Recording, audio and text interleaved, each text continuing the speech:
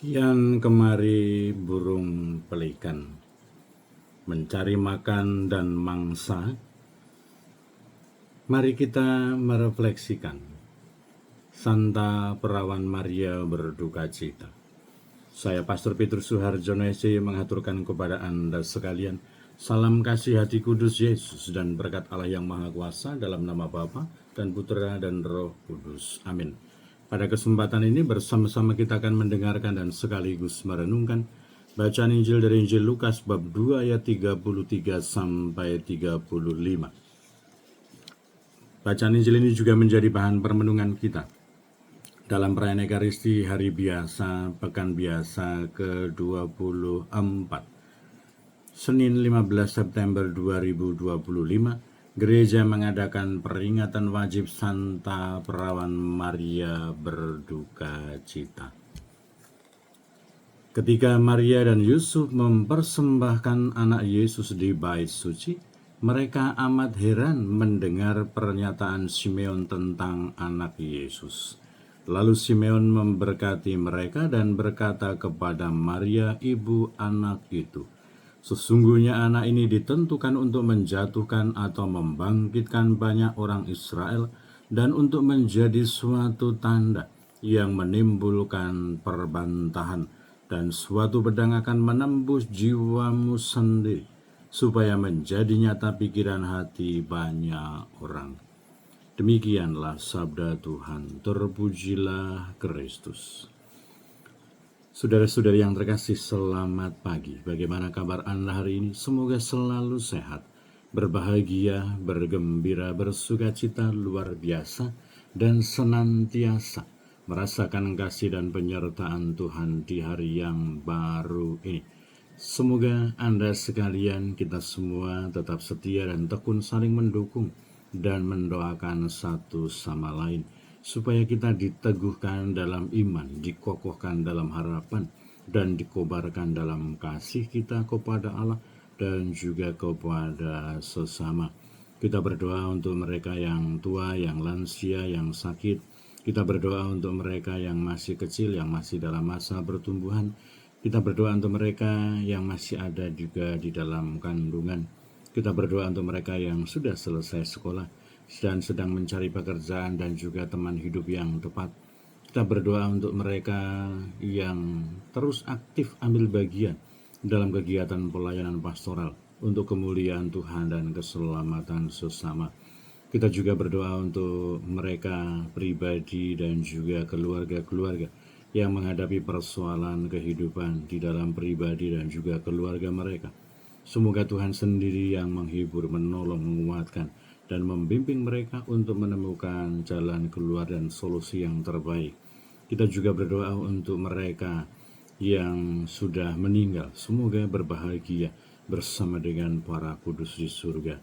Kita juga terus berdoa dan mendukung segenap panitia tabisan Imam Keuskupan Timika yang akan dilaksanakan pada tanggal 18 Oktober 2025. Semoga dikaruniai kesehatan yang baik, semangat iman, semangat sukacita, persaudaraan dan kerjasama untuk memuliakan Tuhan dan juga melayani sesama. Dan kiranya bahwa kita semua diajak untuk berdoa, berefleksi bersama Bunda Maria pada peringatan Maria berduka cita. Semoga kita semua yang mengaku diri sebagai para murid Kristus, sebagai pengikut Kristus, pengikut jalan Tuhan, dan sebagai orang Katolik, kita berani untuk merenungkan, merefleksikan salib kehidupan kita, konsekuensi mengikuti Kristus melalui jalan penderitaan untuk memperoleh kebangkitan dan kemuliaan. Kita juga bertekun dalam refleksi bersama Bunda Maria yang mengalami duka cita karena ikut ambil bagian dalam karya keselamatan Allah. Semoga penderitaan, kerepotan, kesusahan, duka cita yang kita alami karena kita menjadi saksi-saksi Kristus tidak mematahkan semangat kita, tidak membuat kita berputus asa atau bahkan malah membuat kita bunuh diri. Tetapi kita semua diundang, kita semua diajak, kita semua dipanggil untuk senantiasa memiliki iman yang teguh, memiliki harapan yang kokoh, memiliki kasih yang sempurna, untuk senantiasa ikut ambil bagian dalam karya keselamatan Allah, untuk kebaikan sesama, untuk keselamatan sesama kita. Semoga segala tantangan dan kesulitan yang kita hadapi justru akan semakin mendewasakan kita secara kepribadian dan juga secara rohani. Semoga tantangan-tantangan itu justru membuat kita semakin kreatif. Semoga tantangan-tantangan itu semakin dalam untuk mencintai Allah. Semoga tantangan dan kesulitan itu semakin memperkokoh kasih kita kepada sesama.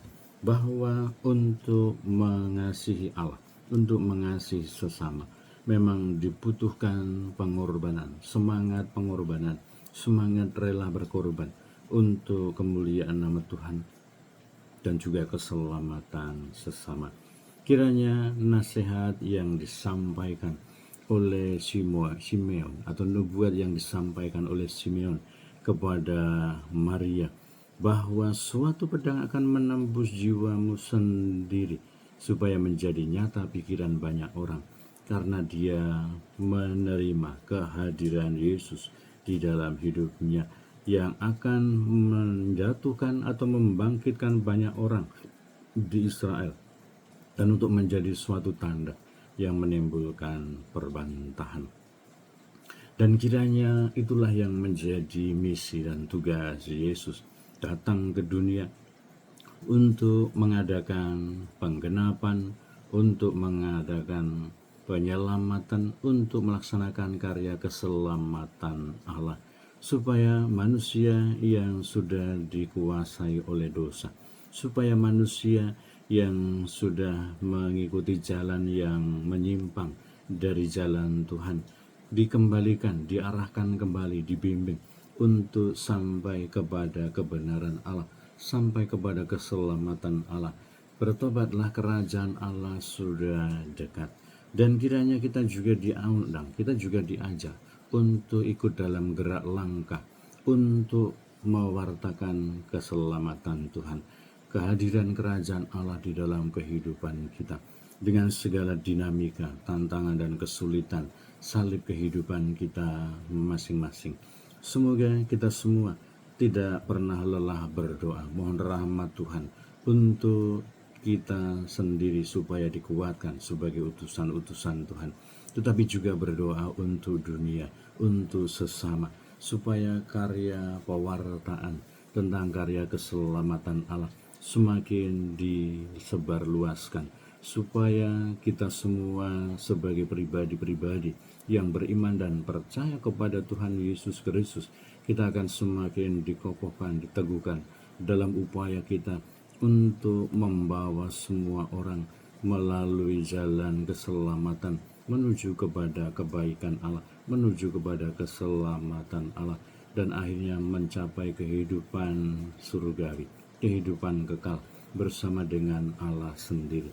Tentu menjadi refleksi dan pertanyaan untuk kita, bahwa teladan yang telah ditunjukkan oleh orang tua Yesus, ditunjukkan oleh Yusuf, ditunjukkan oleh Maria yang mempersembahkan Yesus di bait Allah, meskipun diliputi suasana heran, diliputi kedukaan, diliputi situasi yang membingungkan, tetapi mereka tetap dengan tekun dan setia berusaha berjuang untuk senantiasa mendampingi Yesus, ikut ambil bagian dalam karya keselamatan Allah sebagai orang tua mereka di dunia, sebagai sebuah keluarga kudus di Nazaret. Dan kiranya bahwa situasi kehidupan kita pun juga kadang-kadang diliputi keheranan, diliputi duka cita, diliputi kerepotan, kerumitan. Tetapi semoga kita semua sebagai pribadi-pribadi yang telah mengimani dan percaya kepada Tuhan Yesus Kristus yang tergabung dalam gereja Katolik, kita akan senantiasa mampu mempersembahkan diri dan hidup kita untuk karya keselamatan Allah, untuk kebaikan dunia, untuk kebaikan sesama, supaya kita semua semakin disucikan, dikuduskan, karena kita senantiasa dekat dengan Tuhan dan ikut ambil bagian dalam karya keselamatan Allah. Berkatalah yang Maha Kuasa, Bapa dan Putra dan Roh Kudus. Amin.